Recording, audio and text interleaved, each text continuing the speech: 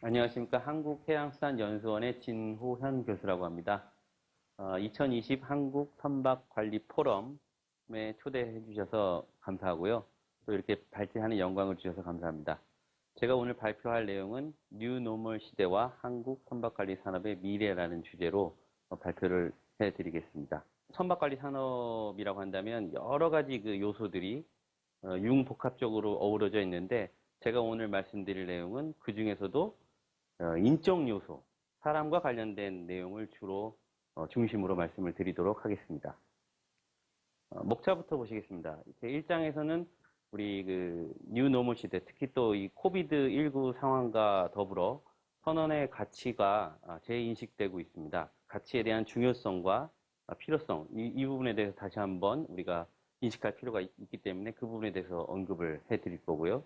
제 2장에서는 이 선박관리 산업의 그 핵심적인 요소라고 할 수 있는데, 선박관리 전문가들의 어떤 소양과 자질에 대한 부분을 말씀을 드리도록 하겠습니다. 그리고 마지막으로 제 3장에서는 선박에서 발생할 수 있는 어떤 선내 갈등과 관련된 수건 보호 프로그램이 필요하고 또 그것을 강화할 필요가 있다라는 측면에서 말씀을 드리도록 하겠습니다. 선언의 가치와 인식에 대한 부분을 먼저 살펴보시겠습니다.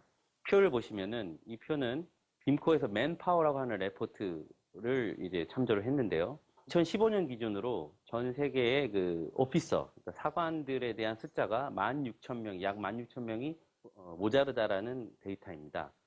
미래로 간다면 이 사관들의 숫자는 14만 정도가 전 세계적으로 모자른 것으로 우리가 예측이 가능합니다. 그래서 지금 우리나라 같은 경우에는 이제 사관 양성 시스템이 굉장히 잘 되어 있는 나라 중에 한 국가인데 데이터를 보면은 우리나라가 앞으로도 선박 관리 산업에 있어서 특히 선원 양성에 있어서는 어떤 중추적인 역할을 할 것이라고 우리가 생각이 됩니다. 다음으로는 그 지구적 자본주의의 네 가지 기둥이 있는데 총 그 산업의 지구화, 가치의 금융화, 생활의 도시화, 환경의 시장화. 제가 오늘 말씀드릴 내용은 산업의 지구화와 관련된 내용입니다. 뭐 잘 아시다시피 G20 국가 중에 한국은 이 대외 수출입 의존도가 굉장히 높은 국가로 인식이 되어 있고요. 글로벌 밸류 체인이라고 해서 이제 전 세계 가치 사슬이라는 도표가 있는데 두 국가 이상의 어떤 생산물이 조합이 돼서 하나의 완성품이 나온다는 이야기입니다. 최근 코비드 상황에 있어서 미국과 같은 경우에 이런 사례가 있었죠.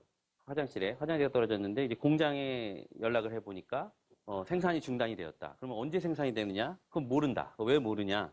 그러니까 중국에서 원자재를 수입을 해야 되는데 그 수입 자체가 지금 막혀 있다. 그래서 이제 중국에서 원자재를 수입하지 않으면 화장지도 만들 수 없는 이제 국가가 되어버린 겁니다. 전 세계 대부분이. 이런 것들이 이제 뭐냐면 이제 글로벌 밸류 체인이라고 해서 이 가치 사슬이 약 한 40년간 지속이 되어 왔고, 우리나라는 그 의존도가 약 55% 이상 되고 있고요. 글로벌 가치 사슬의 최전선에 있는 것이 해운업이고, 그 해운업의 그 최전선에서 근무하시는 분들이 바로 선원이라는 점입니다.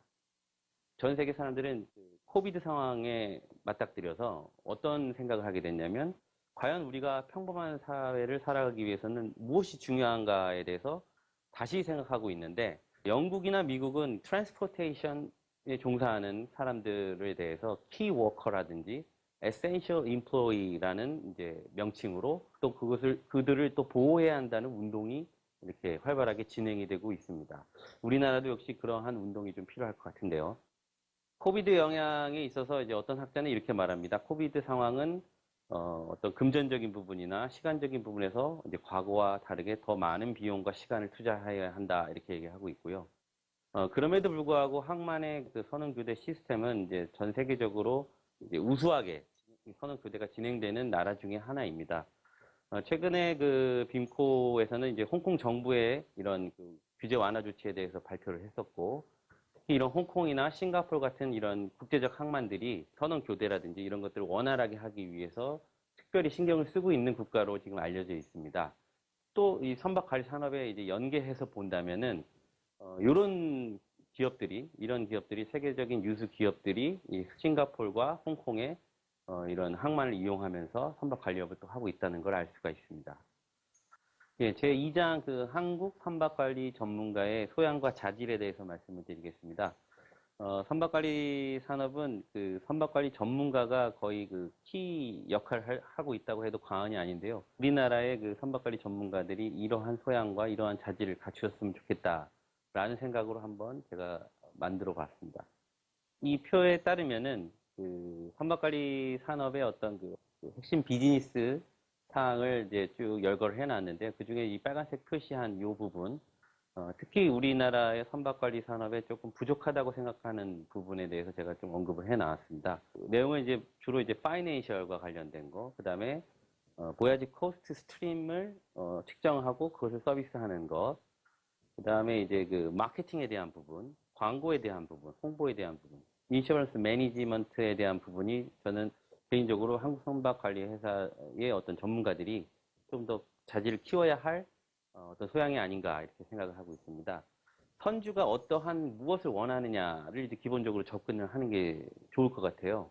제가 만약에 그 선박 소유자라고 한다면은 내 배를 관리를 맡겼는데 이 관리회사가 어떠한 방식으로 어떻게 운항이 되고 있는지 책상에 앉아서 굉장히 궁금해할 것 같습니다. 그래서 선박관리 서비스라고 한다면 기본적으로 그 선주가 어떤 것을 좋아하는지 또 무엇을 알고 싶어 하는지 이거를 파악을 해야 될 것 같아요. 그래서 뭐 파이낸셜에 대한 부분이 어떤 나라에서 또 어떤 기관을 통해서 이 자금을 가져다가 이 배를 구매를 하고 운영을 하고 있는지 뭐 이런 것도 알아야 될 것 같고 선박 관리에 대한 어떤 그 메인터넌스나 테크니컬적인 부분은 당연한 것이고 한국 선박관리 전문가분들이 너무나 잘 하고 있어요.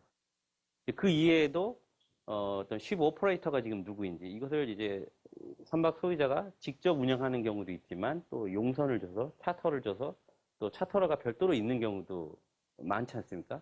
그렇기 때문에 이제 그러한 사람이 누구인지 그 다음에 어느 나라의 선원을 또 선호하는지 그 다음에 이 선박이 어떤 화물을 또 싣고 또 어느 나라에 운항을 하고 있는지 또 어느 나라에 또 파트너십을 맺고 있는지 뭐 이런 것들이 결국에는 그 선주가 기본적으로 베이직한 인포메이션이고 그것을 우리가 취득을 해서 조합을 해갖고 또 다른 어떤 개선적인 부분에 있어서 그 선박 소유자에게 어떤 정보를 제공한다면은 보다 나은 그런 서비스를 제공할 수 있지 않을까 생각을 해봤습니다. 지금 이 90년대생 같은 경우는 이제 회사를 이끌어가는 차원에서는 이러한 특성들을 갖고 있다고 해요.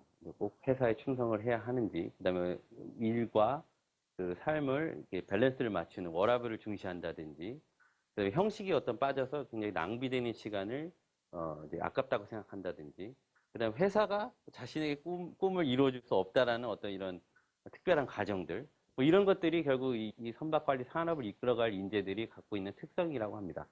글로벌 shipping 마켓에 변화가 생겼습니다. 코비드 상황에 따른 이러한 변화는 굉장히 큰 변화라고 할 수 있는데 그러한 산업의 변화가 결국에는 어떤 소비자, 그러니까 우리 선박관리 산업에 있어서는 선박 소유자가 커스터머가 되겠죠. 그런 소비자의 변화가 발생할 것이고 결국 그런 것들도 우리 기업이 변화하는 모습으로 가야 될 것 같다.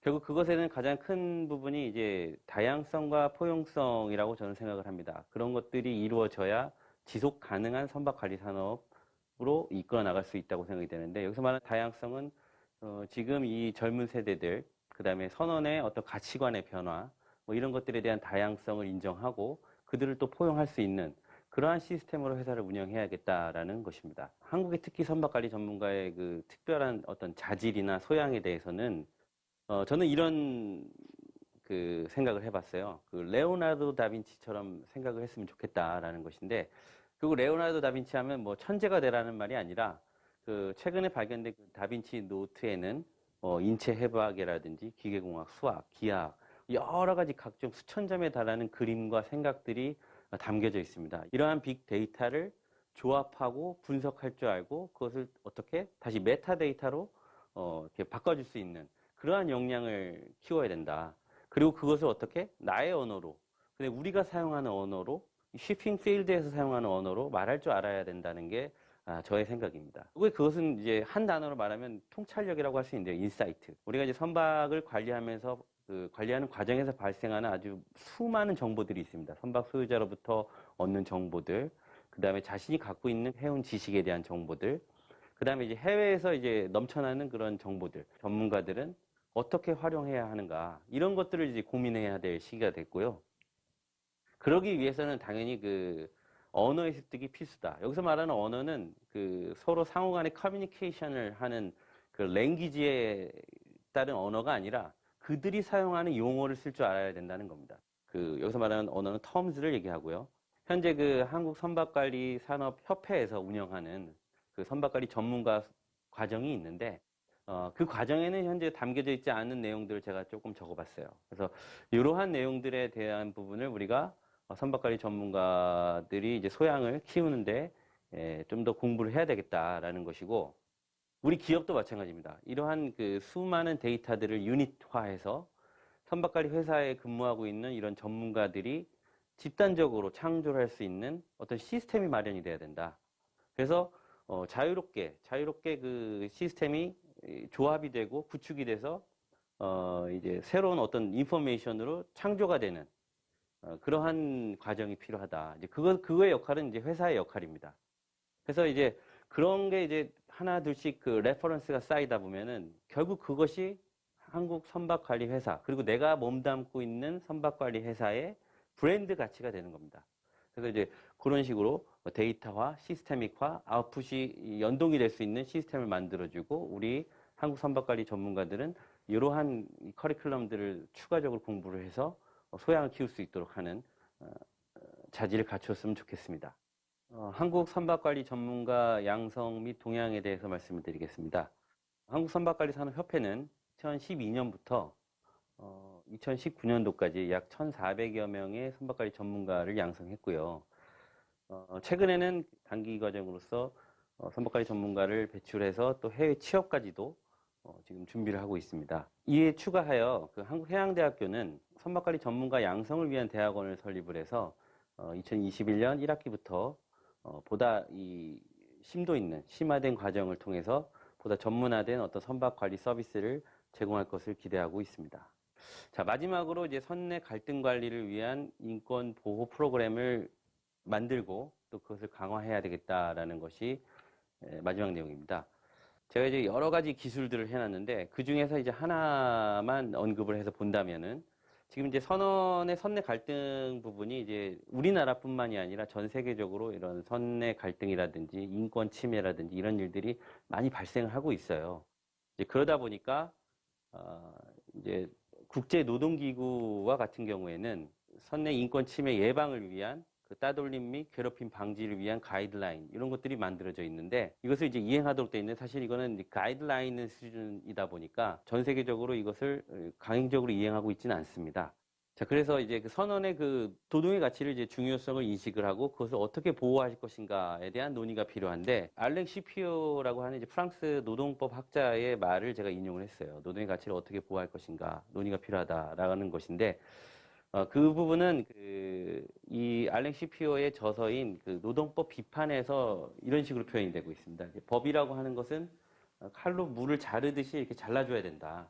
예를 들면 한국 사람 같은 미국인은 없고 프랑스 사람 같은 뭐 영국인은 없다는 겁니다. 그래서 이제 법률이라고 하는 그 결국엔 텍스트에 의존을 하게 돼 있고 그 텍스트에 의존하다 보니까 거기에 그 많은 그 물리 해석이 많은 비중을 차지한다는 것이죠. 그렇기 때문에 이 노동법이나 이런 것 굉장히 많은 고심을 해야 되고 그다음에 노동 가치를 어떻게 보호할 것인가를 지속적으로 고민을 해야 된다라고 이제 주장을 하고 있습니다.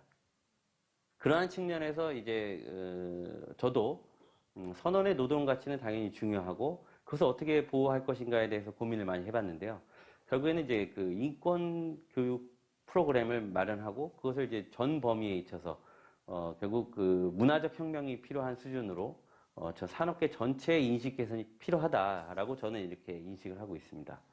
ILO에서 국제노동기구 같은 경우에는 이런 저 따돌림 및 그 괴롭힘 방지에 대한 부분을 규정하고 그것을 이제 배포하고 있고요. 국제 해사기구 같은 경우에는 여러 단체들을 통해서 교육 시스템을 운영하고 있는데 그 중에서도 요 SRI라고 하는 Seafarers Right International이라고 하는 이 조직에서는 선언의 어떤 교육과 훈련, 그 다음에 선언의 이익 발전을 위한 어떤 일들을 하고 있다라는 걸 한번 소개시켜드리고요.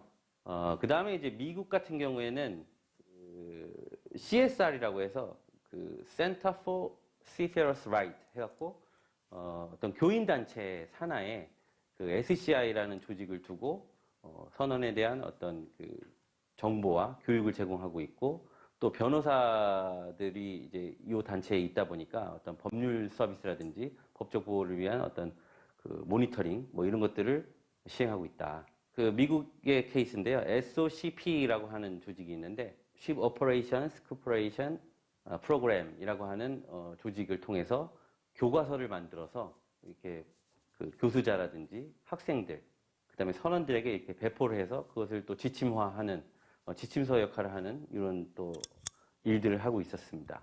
자, 영국 같은 경우에는 이제 Human Rights at Sea라고 해서 HRAS라는 조직이 이런 인권 침해 사례라든지 뭐 이런 것들을 조사 연구해서 출판을 하고 또 그런 보호 활동을 또 하고 있었습니다.